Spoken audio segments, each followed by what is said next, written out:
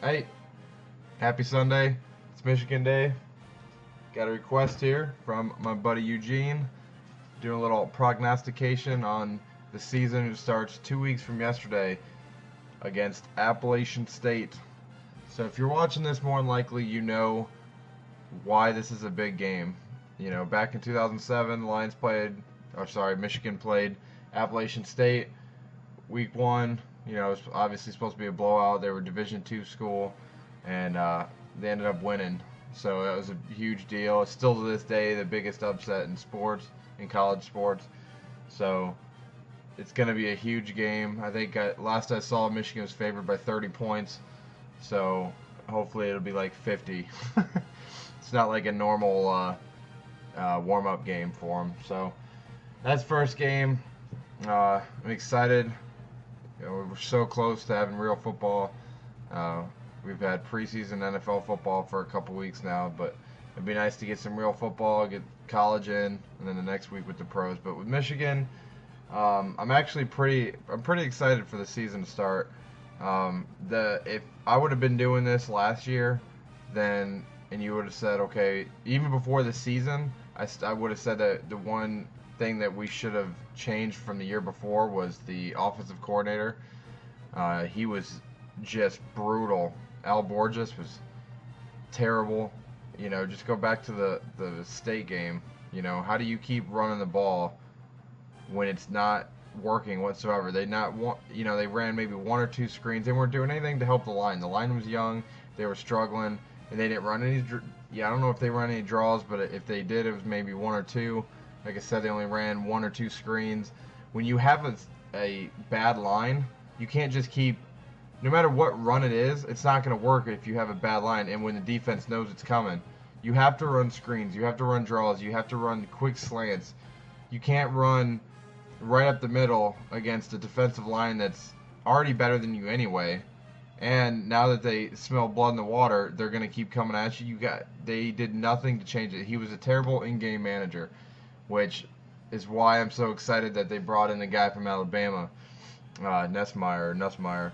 So that is the biggest upgrade for the year, you know, from last year. It's just the play calling.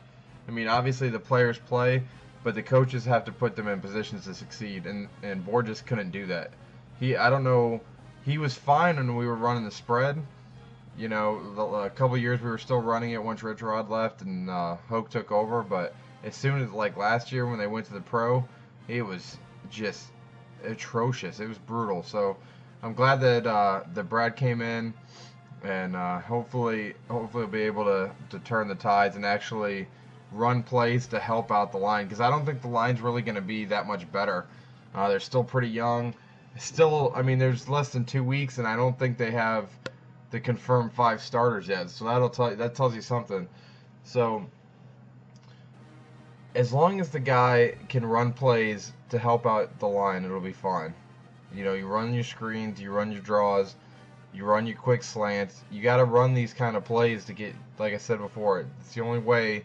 If your line sucks, you have to run these kinds of plays. You can't just keep running seven step drop pass plays, right up the middle run plays. So that part, that's one big thing I'm excited about. I actually, you know, a lot of people are down on Hoke right now. I'm actually a big Hoke fan. So hopefully this will work and they don't, you know, fire him and then Madison, defensive coordinator, as well. But speaking of guys from last year, Derek Green looked like they said he's lost a lot of weight, lost a lot of body fat. So he should be ready to go this year, with more emphasis on the run. And so between him, you know, the offensive coordinator, and Jabril Peppers coming in, I think this is going to be a good year. I think this is, and we're kind of flying under the radar right now. The AP standings just came out, and just like the coaches poll, Michigan's unranked, which it'll suck at the end if we end up having a really good season, because it may hurt us at the end. But with the college football playoff, you know, you just got to be in the top 4. So at least it's not the top 2 anymore. So we have a little bit more leeway. But you know, we're outside the top 25, which again, like I said, is nice. I actually kind of like it. You know, we didn't deserve to be ranked after the way the season ended last year. You know, with the only win being against Northwestern, you know, in the last, I think it was 4 weeks.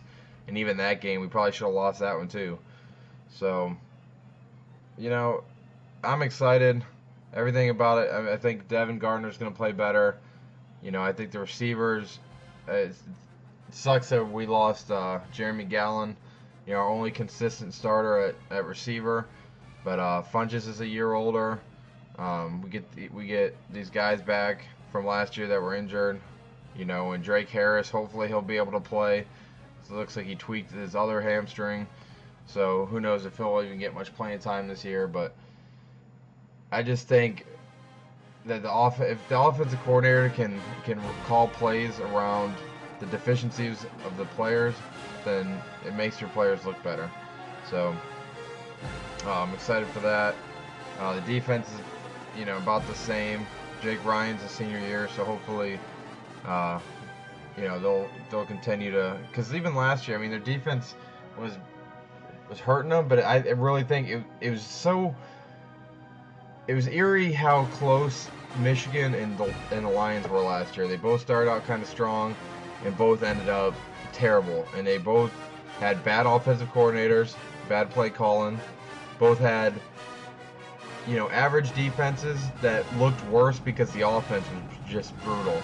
So if the offense can stay on the field longer and run plays that'll help the defense, you know, be able to get some rest, then I think the defense will show that they're better than they looked last year.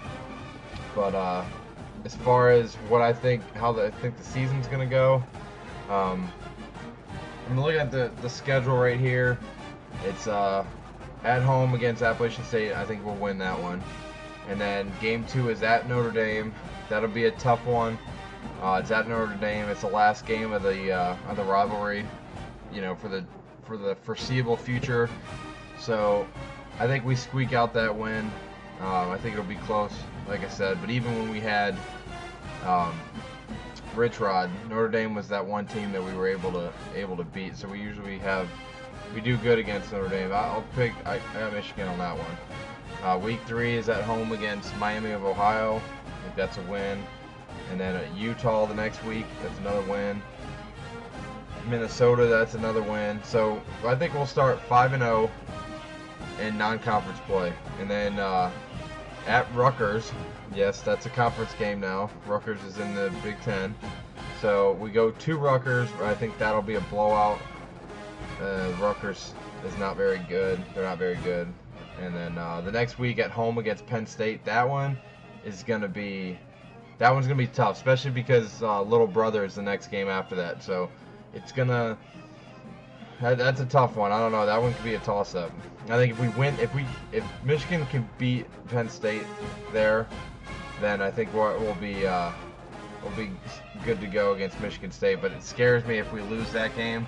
I think it could have the potential to snowball, because it's Penn State and then a bye week, and then Michigan State. So we're gonna have 2 weeks to prepare for Michigan State. But if we lose against Penn State and have to sit there and deal with the bye week after a loss going into that game, that's not going to be good. I don't think Michigan State is going to be as good as they were last year. I think they were riding a historically good defense all the way to the end. The first 2 games, their defense outscored their offense. So I think that was just a historic run that they went on. Because really, if you think about it, they should have beat Notre Dame. I mean, if that was a 50-50 call, that pass interference at the end that pretty much gave the win to Notre Dame. You take that away, and who knows, maybe they win it all. But then again, maybe they win that one, and then the pressure of some of the other games that were close, maybe they wilt under that pressure too. So there's no guarantee they would have won all their games. They would have won that one. But obviously they had a great end of the year. But then we go to Michigan State, and I think we win that one. Like I said, I don't think Michigan State is near as good as they are anymore.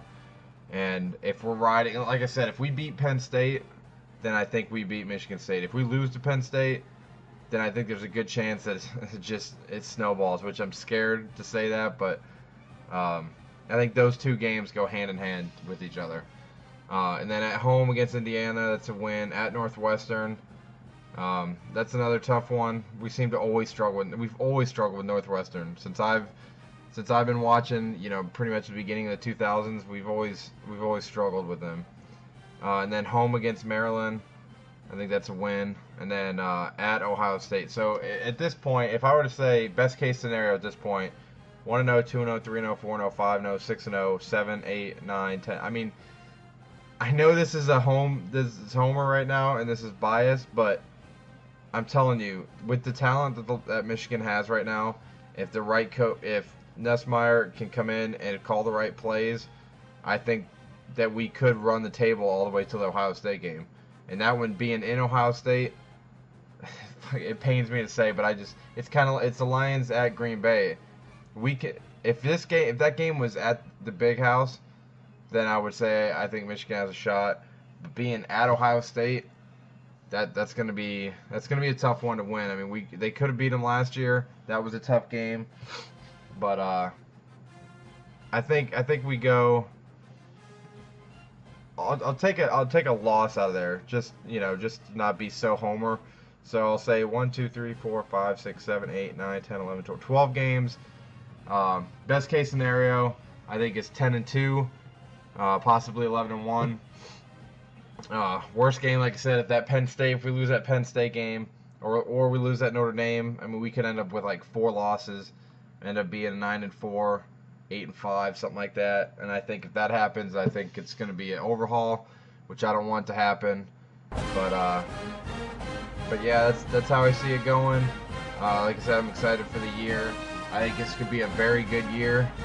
I think everyone's kind of sleeping on Michigan, and I'm pretty excited for it. So I hope everyone has a good day.